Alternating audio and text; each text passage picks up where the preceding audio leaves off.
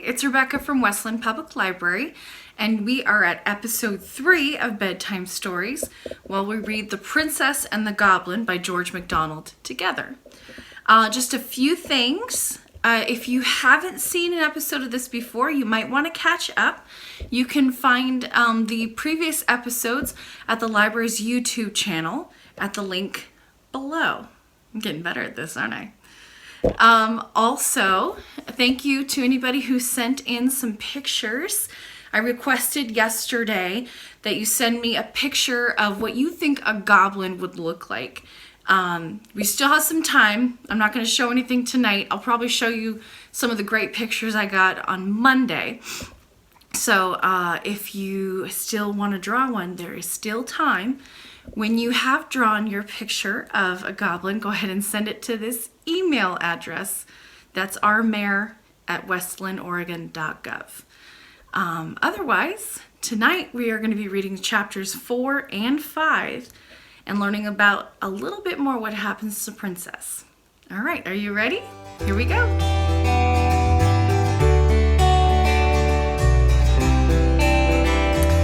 Chapter 4. What the nurse thought of it.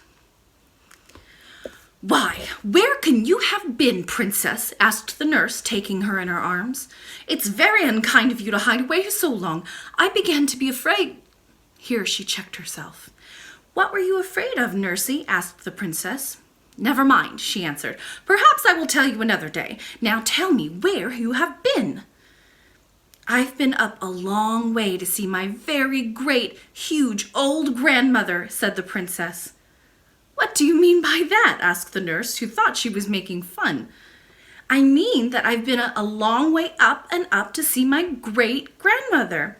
Oh, Nursey, you don't know what a beautiful mother of grandmothers I've got upstairs. She is such an old lady, with such lovely white hair, as white as my silver cup.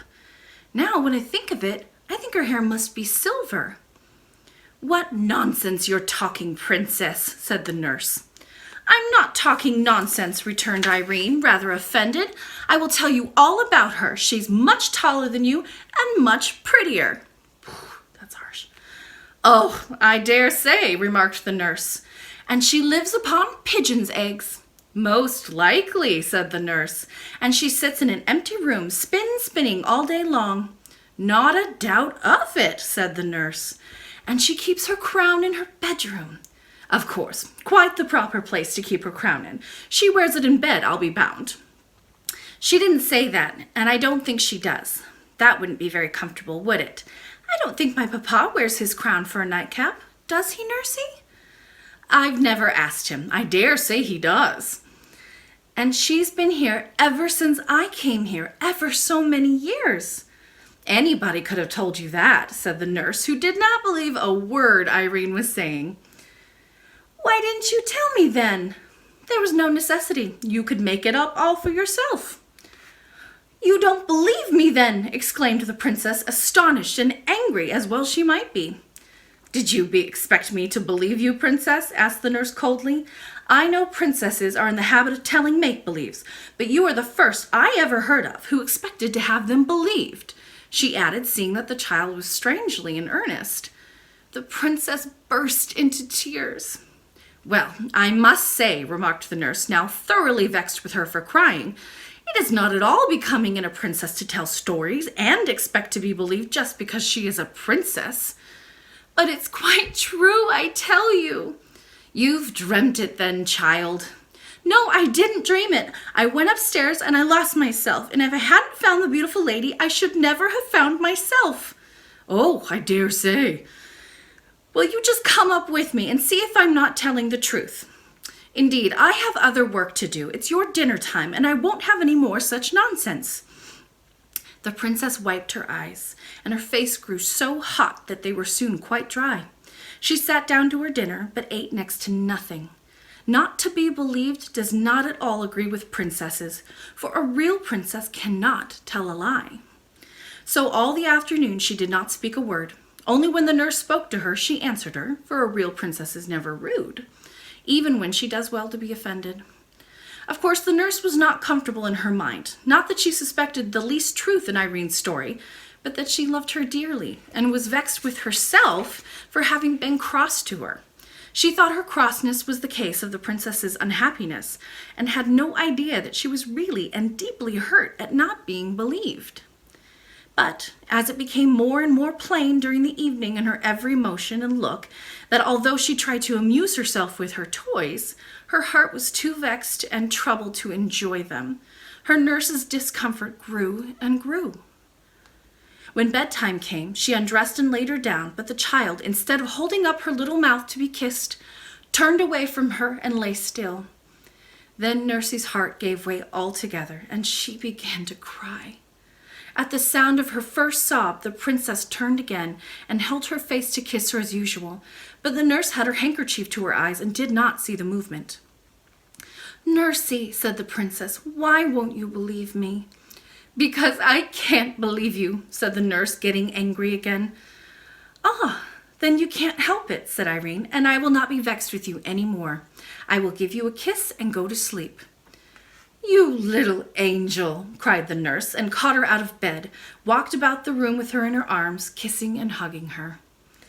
"You will let me take you to see my dear old great big grandmother, won't you?" said the princess as she laid her down again. "And you won't say I'm ugly any more, will you, princess?" "Nursie, I never said you were ugly. What can you mean?"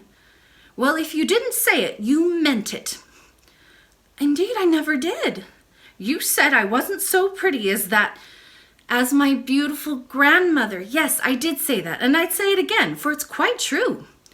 "Then I do think you are unkind," said the nurse, and put her handkerchief to her eyes again.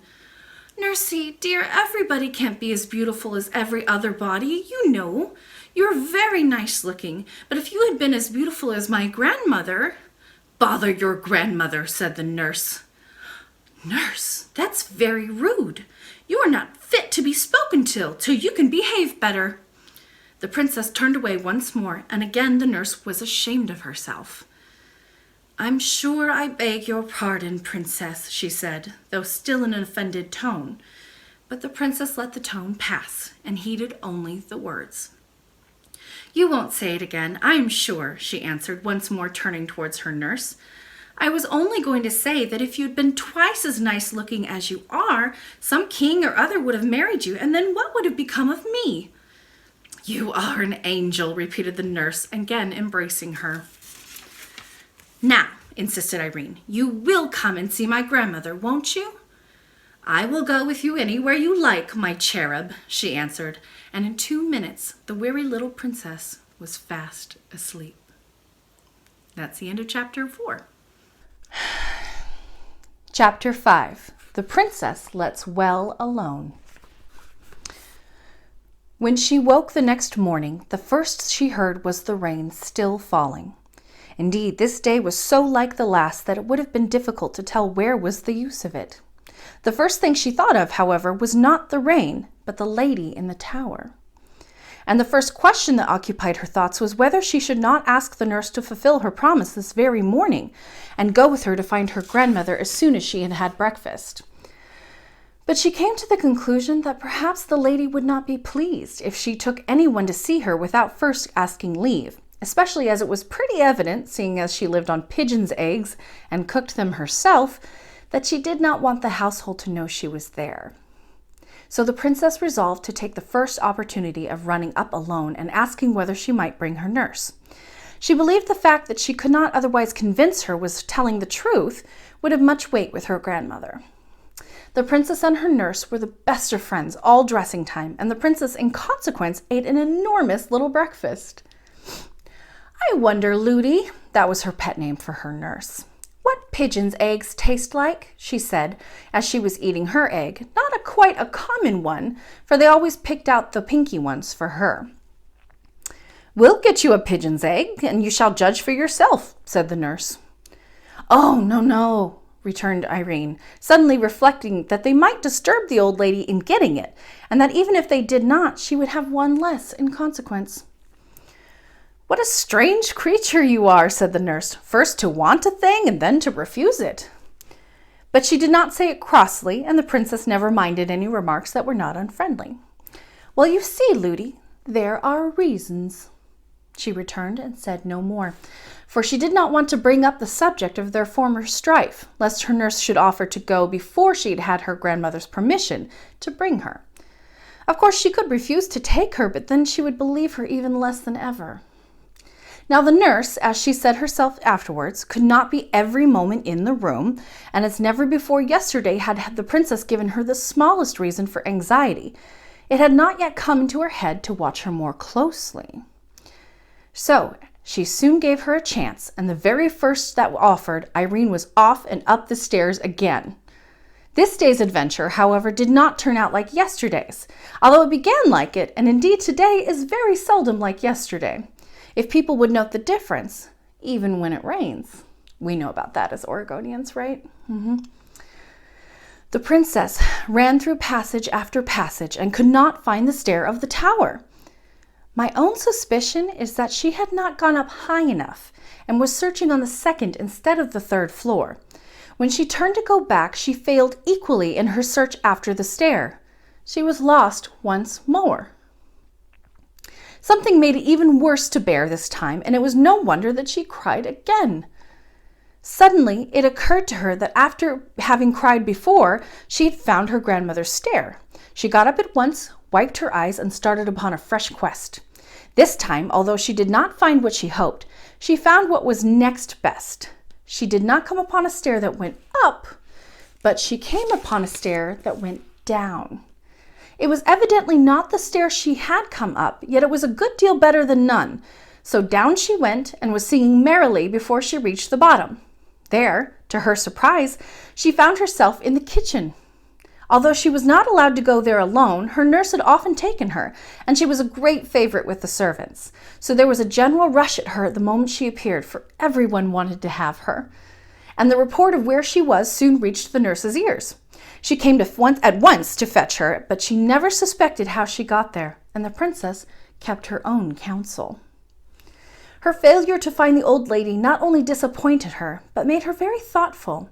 Sometimes she came almost to the nurse's opinion that she had dreamed all about her, but that fancy never lasted very long. She wondered much whether she should ever see her again, and thought it very sad not to have been able to find her when she particularly wanted her. She resolved to say nothing more to her nurse on the subject, seeing it was so little in her power to prove her words. And that's the end of chapter 5. Oh my gosh, I'm loving this book so far. Now, what I thought was really interesting, especially in chapter 4, what bothered Irene the most was that her nurse didn't believe her. Have you ever had that happen to you before, where you knew something was true, but people around you just didn't believe you?